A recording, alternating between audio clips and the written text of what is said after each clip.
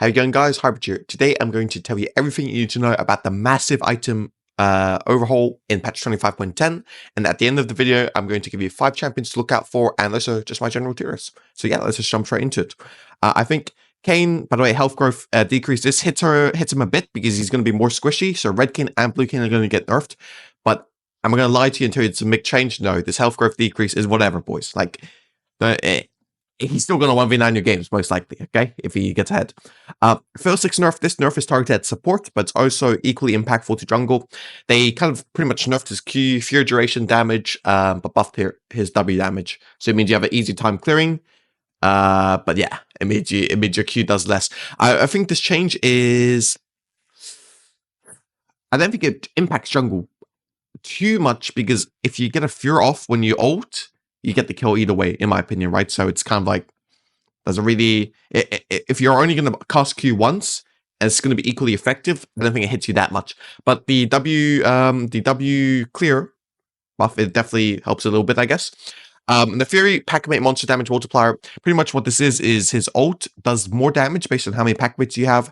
It's reduced the damage by 20%. I don't think it's a big change by itself, but I said last patch rundown, 4 patches in a row you nerf this champion. These nerfs might not be big, but them coupling up is pretty massive. So I think the Fury is not as like a pick or ban as it used to be, for sure. I think it's like middle of A tier now. They're for sure better champions than him. Vi nerf, I think they nerfed, pretty much they nerfed her Q's minimum damage, which I guess is pretty expected. Like, she's been broken for ages, right? But they also kind of, they said they buffed her maximum damage, but if you look here, it's not really a buff. Like, they added 10 base 80, but they took away 10% bonus 80. So it's kind of like, it's not that big of a buff, in my opinion. It's kind of just it keeps it the same, you know, it keeps it constant. But the minimum damage is definitely nerfed, and the ult is also definitely nerfed, where they even though they reduced the mana, you never have issues on Vi with mana ever anyway. So this doesn't do anything. If anything, this does it for mid lane Vi, which is not really played, and the damage is nerfed by like 25 to 50 per level. So yeah, I don't think this is gonna break her, because I still think she's gonna be broken, but she's definitely not gonna be... Like, she's definitely not going to one-shot you now, but she's still broken. Make no mistake about it.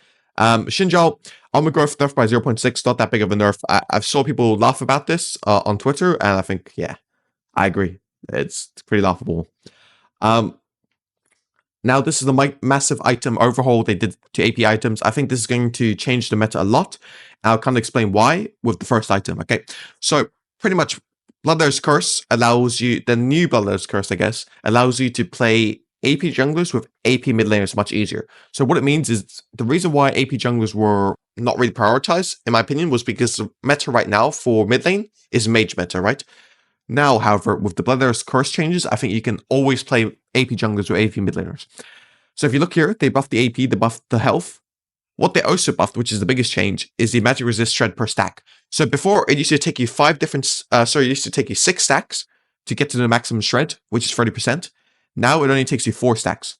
So what it means is, champions like Zyra that had trouble getting to 6 stacks, champions like Lilia who had trouble getting to 6 stacks, now only need 4 stacks, which everyone can get into, right? So now you can apply the maximum magic resist shred, 30%, super easy. So champions like Lilia, Zyra, Karthus, all these champions will be much stronger in the meta, because you can just apply the magic resist shred so much easier. So I think now you're going to see a meta shift to way more AP junglers coming in my opinion, way more. Like, it's not even going to be close to what it used to be. Like, these Shinjal, these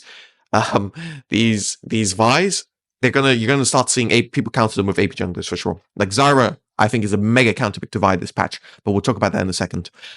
Crypto Bloom, they pretty much buffed it. They added 150 gold, but they buffed the AP scaling on it. So that was pretty. That's pretty much it. The other ones don't really matter too much. Protobelt, they buffed AP, buffed ability haste, but took away health from it. They increased the gold by a little bit, but I think this is overall a good item change. I think it's good if you're playing flip junglers like Salas and Diana. They're going to be a little bit stronger now, because you have more, like, you do more damage, so your flipping has a bit more consequences to it, if that makes sense. Horizon Focus, this change is I don't think this item is good to build on jungle, is all I'll say for that. Leandri's, the nerf to AP, I think this is kind of makes sense. It mainly hits champions like Lilia. I don't think it ruins Lily. I think Lily is still very strong, but definitely not great, I guess. Lichbane, this is actually a buff in my opinion. So they took away 15 AP, but they made it 300 gold cheaper. I will take this any day of the week. When you're playing champions like Elise, when you're playing champions like Diana, you really want the Lichbane as early as possible to snowball off of it. So now getting it 300 gold earlier, even if you're sacking 15 AP, is anything but a nerf, in my opinion.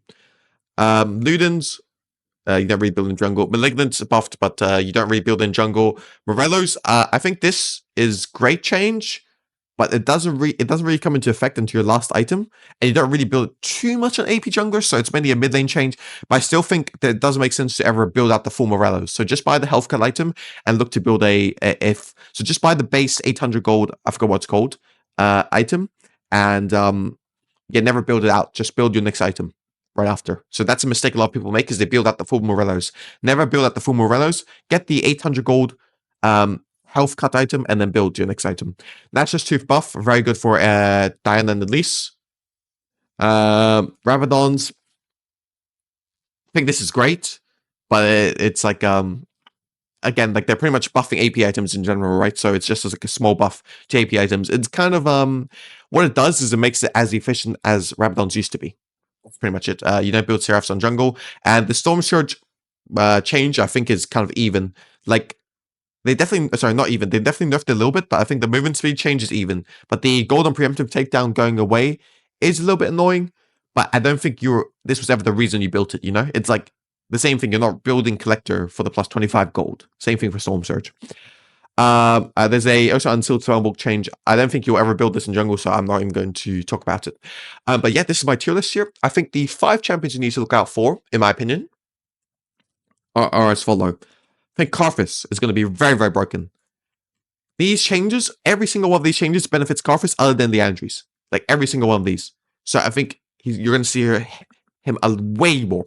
Zyra, same thing. I think Zyra always had trouble. Like the thing about Zyra is he works very, very well with mages, like control mages like Azir and Talia, which are very strong in the meta right now. She works very well with them.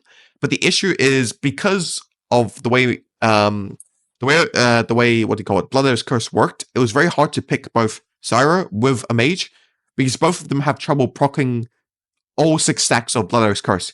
Since you only need 4 now, this is going to change it by a lot. Okay, so you can Lilia and Zyra you can pick like way easier now. I think with AP mid laners, I think it's absolutely massive.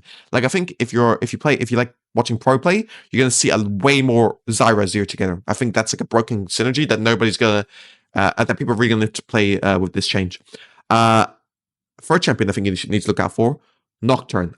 I don't know if you guys saw this, but Ariba recently released a new Nocturne build. I think it's completely broken. It's taking over solo queue. Pretty much, it's like you build Yuntal's first item. It's like mega broken. I played against it the other day. It's just mega broken.